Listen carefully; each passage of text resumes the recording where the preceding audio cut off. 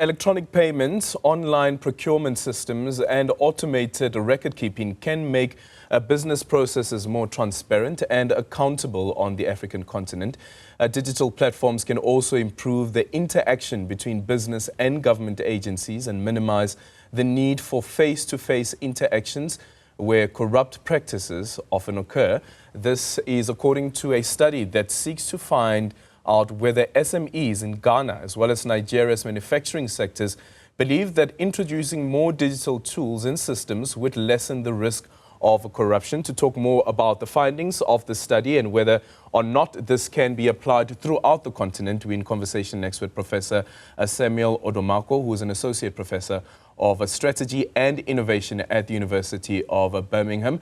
Prof, a very good morning to you. Thank you so much for making time for us. What necessitated this research? Well, thank you for having me on your show.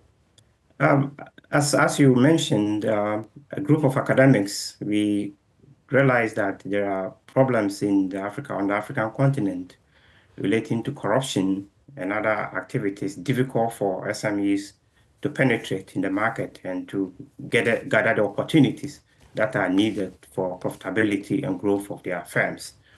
And so we sought out to design a study related to how digital technology will be used to deal with these kind of challenges that are affecting small, medium-sized enterprises on the continent. Yeah, and what did you find? Well, the findings are very interesting.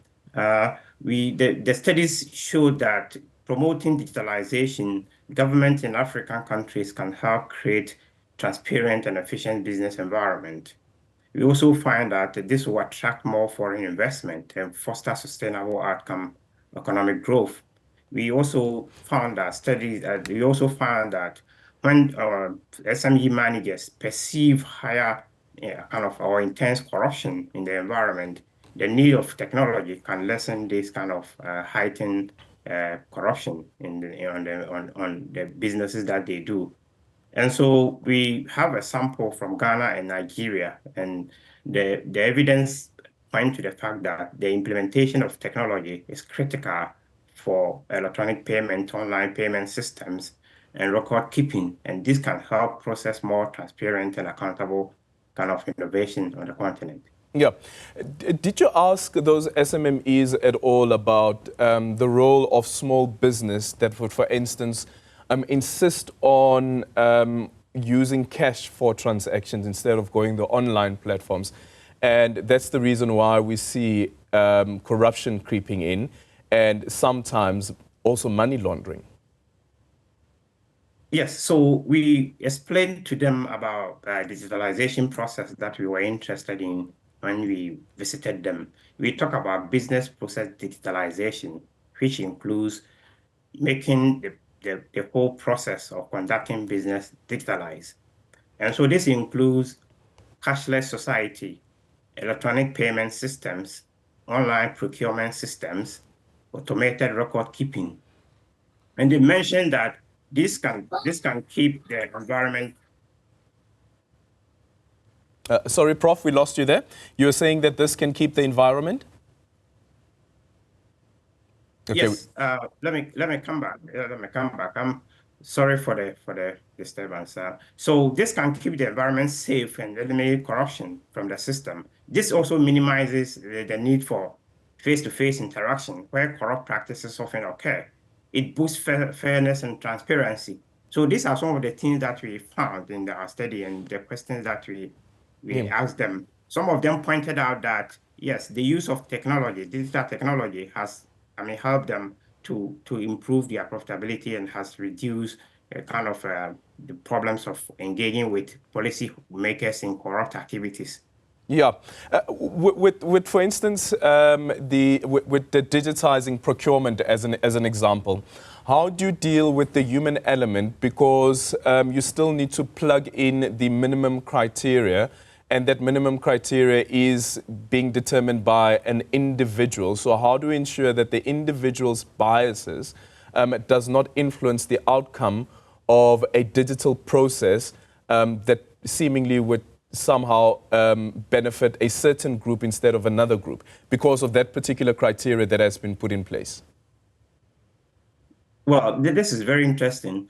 As I mentioned, when the element of face-to-face interactions are eliminated, the digital process makes it so easier. Although humans are part of the system and we cannot totally eliminate them from engaging in this kind of procurement system.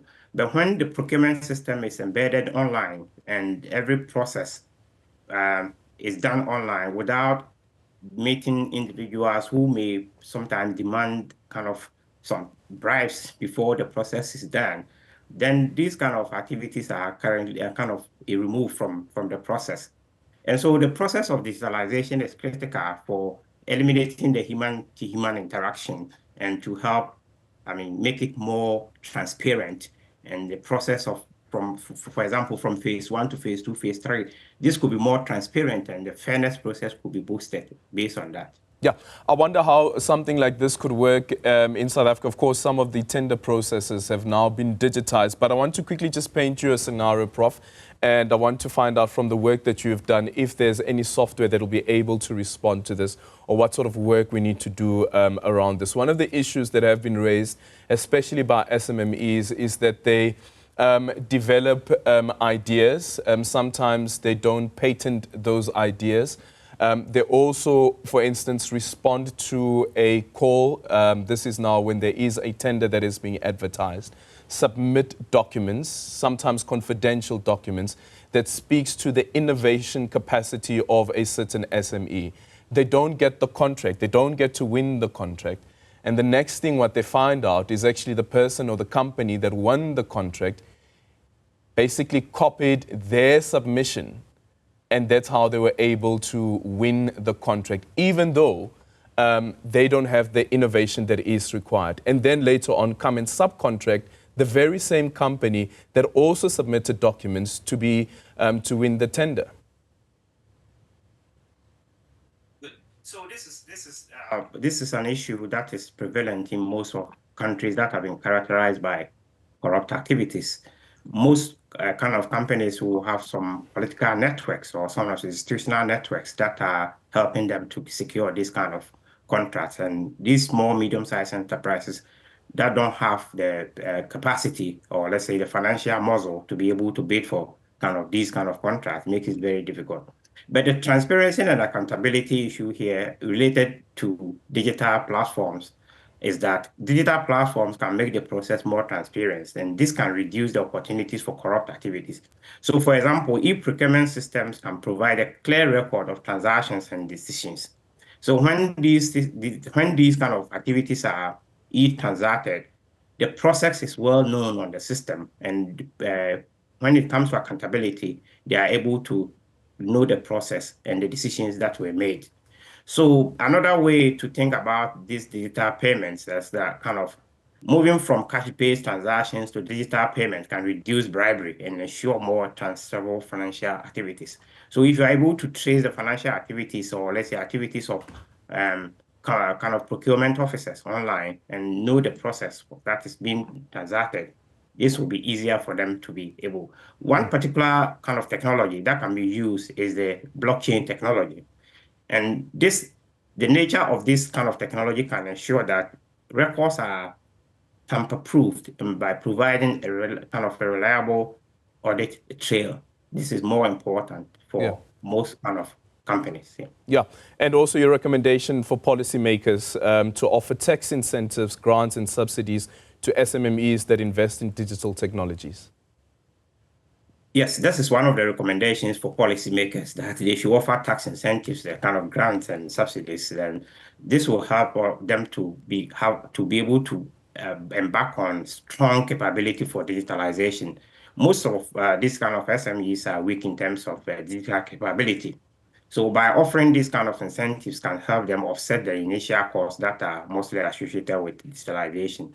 And this can also encourage more businesses to take up the lead. So through this kind of digitalization, South Africa, kind of sub-Saharan companies or countries can create an enabling environment for SMEs to strive, and despite the challenges that are posed by corruption. Thank you so much for your time. Professor Samuel Adomako is an Associate Professor of Strategy and Innovation at the University of Birmingham.